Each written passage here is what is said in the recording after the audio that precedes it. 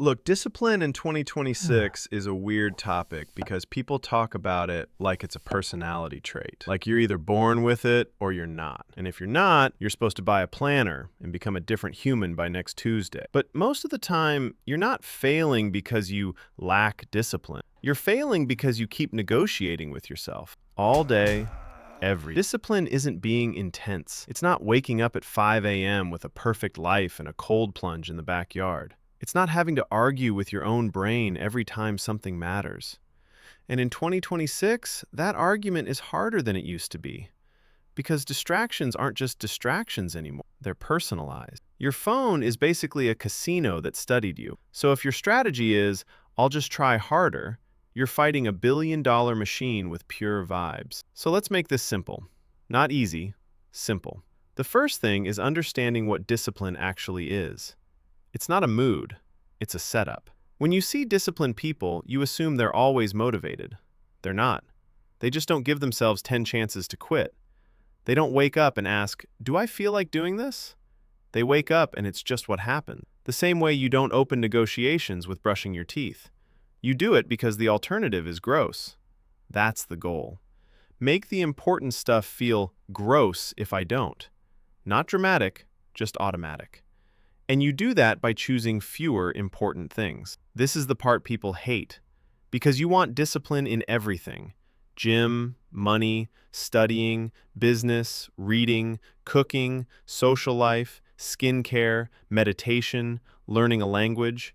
You want to fix your whole existence at once, and then you're shocked you can't keep up. Like you didn't just give yourself 12 full-time jobs. So pick 2 or 3 non-negotiables. Habits that, if you do them, your life stays on the rails even when everything else is messy. For most people, it's something like moving your body, doing the main work, and sleeping like an adult. Boring, but effective. Now here's where discipline actually gets built. You build it by keeping small promises, not big speeches. Your brain doesn't trust you. And honestly, it has reasons. Every time you say, starting Monday, and Monday shows up and you act brand new, you teach yourself that your words don't mean anything. So stop making dramatic plans. Make tiny ones you can't wiggle out of. Not, I'm going to the gym 6 days a week. More like, I'm putting on my shoes and stepping outside. Or, I'm doing 5 minutes. And yes, 5 minutes sounds dumb. That's why it works. Because the real fight isn't the workout, it's the start. Your brain loves delaying starts. It will give you fancy excuses. I need the right mindset. I'll do it when I have more time. I'll do it after I watch one quick video to get inspired. You know how this ends. Disciplined people don't wait for the mindset. They move first. The mindset shows up later, like an unpaid intern. So design your habits around starting.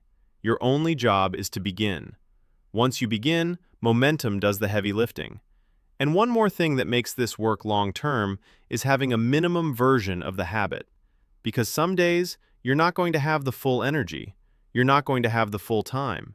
And if your plan only works on your best days, your plan doesn't work.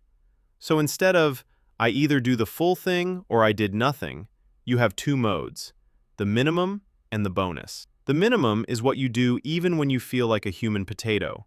10 minutes of work, 1 page, a short walk, a normal meal instead of whatever chaos was about to happen. Something small that keeps the identity alive. Then, on good days, you do more. And you'll want to do more because you already started. But the minimum is what keeps you consistent. It's how you stop turning a rough day into a rough week. But momentum needs a clean runway. And that's where environment comes in. Friction is what your lazy side uses as legal evidence. If your laptop opens straight into distractions, if your phone is next to your pillow, if the healthy option is hidden and the junk is at eye level, you're basically living inside your own trap. So make the good choice easier, and the bad choice slightly annoying. Log out of the apps that steal your time. Turn off notifications that interrupt your attention like a toddler. Charge your phone across the room.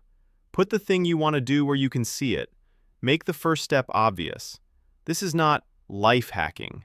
It's just admitting you're human. Humans follow defaults. And in 2026, defaults matter even more because your days probably don't have clean borders.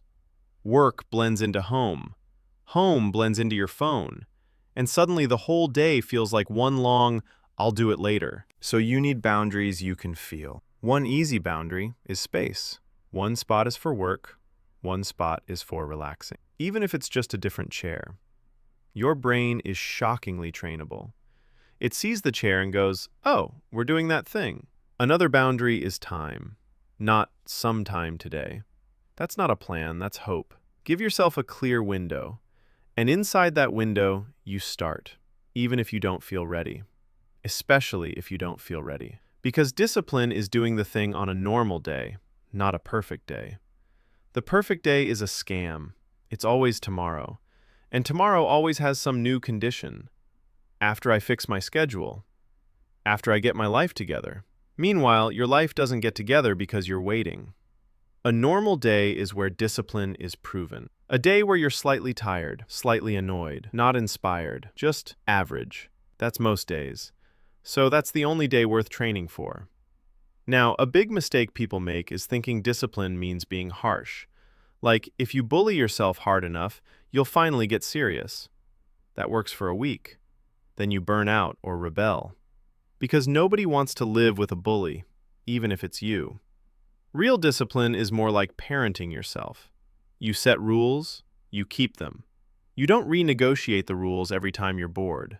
And when you mess up, you don't do the dramatic spiral. You don't do, "I already ruined it." You reset.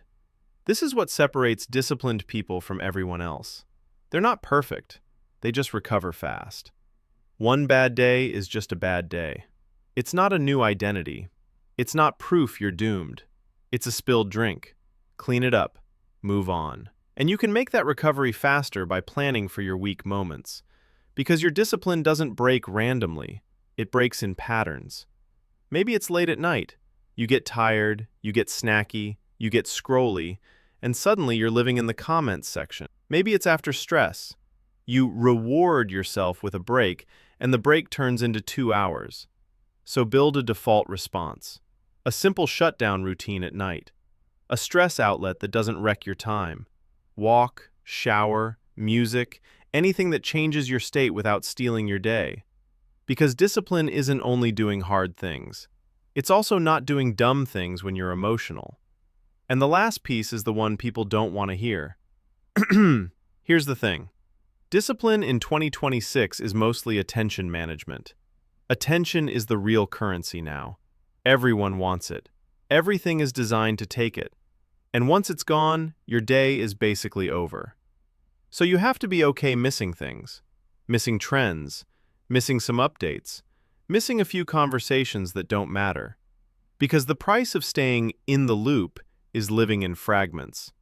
And you can't build anything meaningful in fragments. So keep it simple. Pick your non-negotiables. Make them small enough to start. Set up your environment so starting is easy. Put real boundaries around your day. Reset fast when you slip. And protect your attention like it's your job. Because in a way, it is. Do that for a few weeks and it stops feeling like discipline. It just feels like you. The person who does what they said. Not perfectly, but consistently. If you want more stuff like this, subscribe. And I'll see you next time.